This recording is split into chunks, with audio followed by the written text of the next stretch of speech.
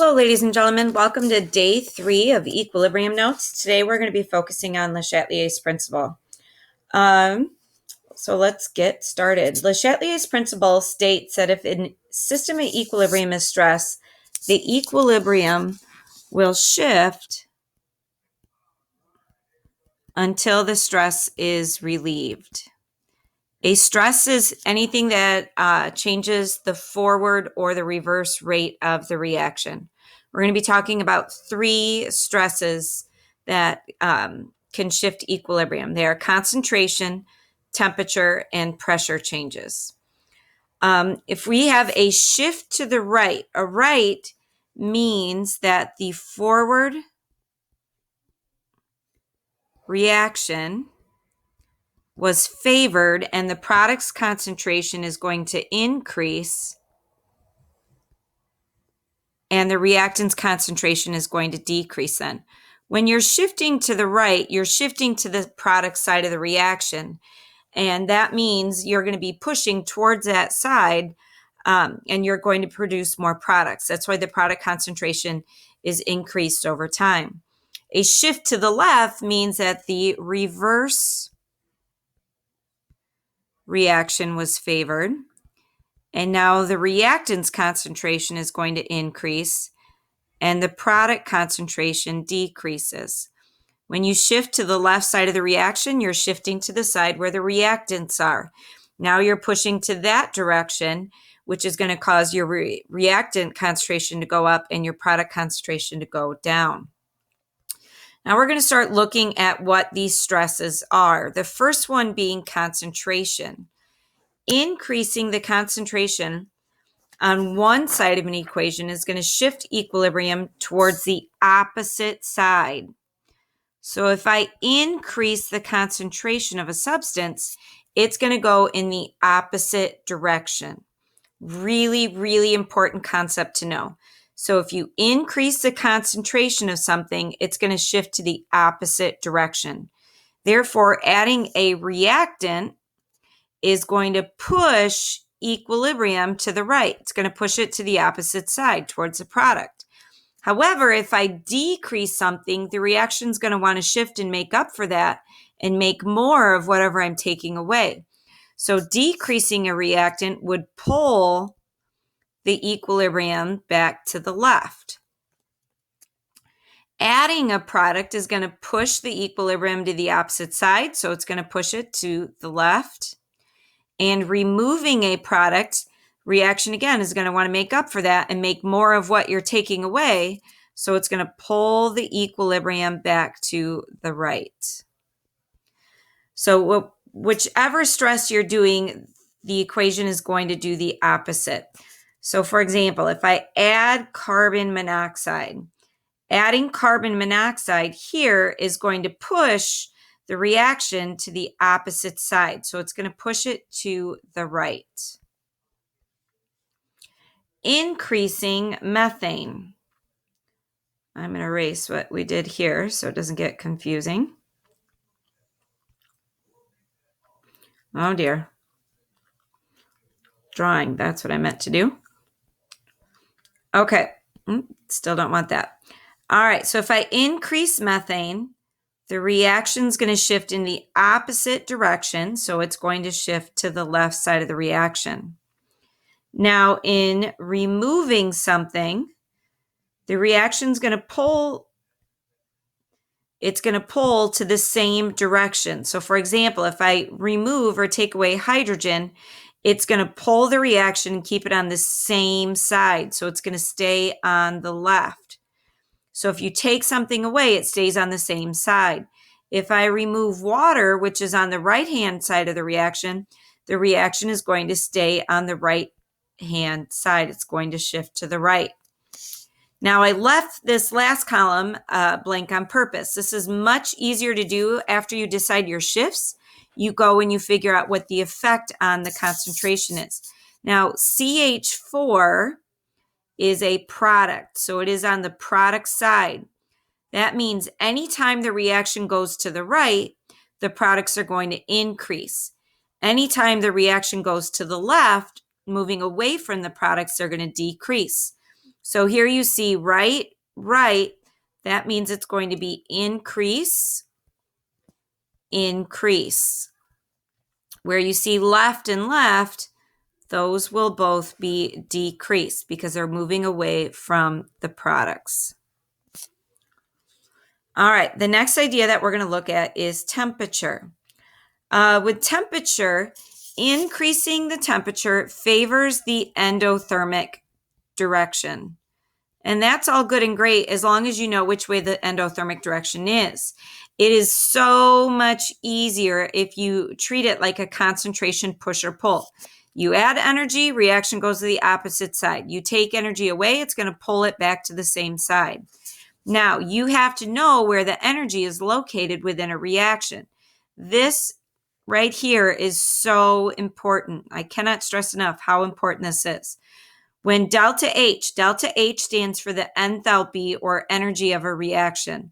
When it is negative, your reaction is going to be exothermic and energy is going to be written on the right side of the reaction. When delta H is positive, when your enthalpy of reaction is positive, that means energy is being absorbed into the reaction. It will be endothermic, and energy is going to be written on the left side of the equation. So many times when I give you homework problems or sample problems, you're going to see something like this. Again, that's your change in enthalpy or energy of the reaction. Notice it says negative 54 kJ. kJ stands for kilojoules. A kilojoule is a unit of energy. Since it is a negative value here, that means the reaction is exothermic. And if it's exothermic, we're going to write energy on the right-hand side of the reaction. For whatever reason, my arrow did not show up here. So I'm going to put that in there. And then I'm going to rewrite the reaction with energy. And energy would be on the right-hand side of the reaction, all because it is negative. Okay, so when you have a negative delta H value, you have an exothermic reaction and energy is going to be written on the right. Exothermic means energy is being released, so it's a product. It's being given off within that reaction. So if I increase temperature here for this reaction, what that means is I'm really increasing my energy. Temperature and energy are the same. Remember, temperature is a measure of the average kinetic energy of a system, so they are the same thing. So if I increase energy, it's going to shift to the opposite direction. It's going to shift to the left. Now, if I remove heat, that's the same as taking energy away.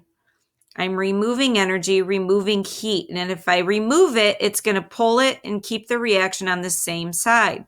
So it's going to pull the reaction to the right. Adding thermal energy is like increasing energy. So if I increase energy, the reaction is going to shift in the opposite direction. It's going to shift to the left again. Now here they're asking for effect on product concentration. Products are on the right-hand side. So whenever we see right, we're going to increase our product concentration. Since we have left and left for the other two, that means we're moving away from the product, so there will be a decrease in product concentration. So for temperature and concentration, you add something, you're going to push it to the opposite direction. You remove something, you're going to pull it to the same side. And you have to know where to write energy in the reaction. So that's why this idea right here is so important. If your delta H, your change in enthalpy, is negative, your energy is going to be on the right-hand side. You have an exothermic reaction. When change in enthalpy is positive, your energy is going to be written on the left-hand side because you have an endothermic reaction. The last idea that affects equilibrium shifts is pressure and volume. Increasing pressure, which is the same as decreasing volume. Remember Boyle's law, pressure and volume are inversely proportional to one another. So increasing pressure favors the side of the reaction with fewest gas particles. This is for gases only. So pressure affects gas particles only. Okay, so this is for gases only. So you have to focus on counting the number of gas particles when we're doing this problem. Now, if you think about it, if I increase pressure, the reaction wants to shift to relieve that stress. So it wants the pressure to go back down. Well, fewer gas particles means fewer collisions between those gas particles.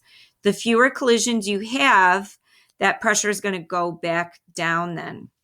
Now, the opposite would be true if I decrease pressure, which is the same as increasing volume.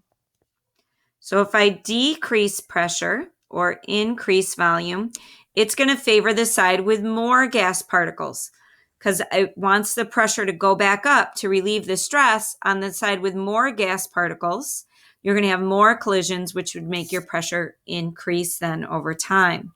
So all problems with pressure or volume begin by counting the number of gas particles. So you're going to see something like this on your practice and your homework where you have to count your gas particles. So always start off by looking at your states of matter. We have gas, gas, gas, gas. So that means I'm going to count everything here. And when we count, we're counting our coefficients. Here I have a coefficient of 1. Here I have a coefficient of 3, which means I have 4 gas particles on the reactant side. On my product side, I have a coefficient of 1 and a coefficient of 1, which means I have 2 gas particles on my product side. Now, my first stress is increasing pressure. It said before, if I increase pressure, it's going to favor the side with fewer gas particles. Fewer gas particles are on the product side or on the right. So I didn't mean to write that. I'm writing what I'm saying here. So fewer particles are on the right-hand side. So the reaction is going to shift to the right then. Now, whenever you see volume, I always tell students to write down what pressure is doing. So for example, if I decrease volume, pressure is inverse. Therefore, that means I'm increasing pressure. It's much easier to focus on one idea versus two. So only focus on this pressure idea. So increasing pressure, well, we just saw that in the previous problem. It's going to favor the side with fewer gas particles, which is on the right. Increasing volume would mean that I am decreasing pressure. A decrease in pressure is going to favor the side with more particles. So that side would be on the left-hand side. Now, when we get to the effect on carbon monoxide concentration, carbon monoxide in this reaction is a reactant. It is on the left. That means anytime I go to the left, I'm going to have an increase in reactant concentration. Since the reactants are not on the right, that means they will decrease each time the reaction moves to the right. All right, so we're going to do a couple more practice problems with gases. Again, start by looking at your states of matter. This is a solid. You will not be counting that one at all. So this one has a coefficient of 1 plus 0. So I have 1 reactant gas particle. On my product side, I have 1 plus 1 for a total of 2 gas particles. So an increase in pressure is going to favor the side with fewer gas particles. Fewer particles are on the reactant side. They are on the left. An increase in volume means I am decreasing pressure. A decrease in pressure is going to favor the side with more gas particles. I have more gas particles on the right, so the reaction would shift to the right. Now, I noticed this when I was going through the notes on my own, and I forgot to fix this. So we are going to change this to products. Products are on the right-hand side, so anytime I move to the right, that means product concentration will increase, and reactants are on the left. Products are not on the left. Therefore, if it shifts to the left, then the product concentration will decrease. All right, our last example here. Again, we start by counting the number of gas particles. We have gas, gas, gas. So everything's a gas. I'm going to count everything. We have 1 plus 1 for a total of 2 gas particles on the left. And on the right-hand side, we have 2 gas particles. So when we have the same number of gas particles on both sides of the reaction, pressure changes are not going to favor either side because you're not going to have fewer collisions and you're not going to have more collisions because you have the same amount of collisions due to the same number of particles. So anytime you have the same number of gas particles on the reaction and you have a change in pressure or volume, your answer is going to be no change. So these are both no change. And if those are no change, and again, that was a mistake, let's just change that to products. It doesn't really matter though, because this will also be no change. If there's no change in shift, there is no change on either products or reactants concentration. Now, you're going to see a couple of other things with these types of problems. One being a catalyst added to the reaction. If a catalyst is added to a reaction, it speeds up both directions of the reaction. So it makes the reverse reaction faster and the forward reaction faster. Therefore,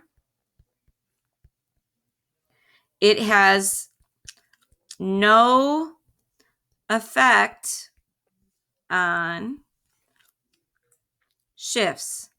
So your answers with catalysts are also going to be no change, no change. Whenever you see add a catalyst, it's going to have no effect on the reaction. Now, this is in the written part of the slide notes. I'm going to explain it here, but I'm going to write this down first. Only solutions, which means it's aqueous, and gases have variable concentration. Solids and liquids do not. Solids do not have a concentration because they are not measured in molarity. For molarity to occur, you have to have moles per liter. Well, it's not divided by liters of solution at all.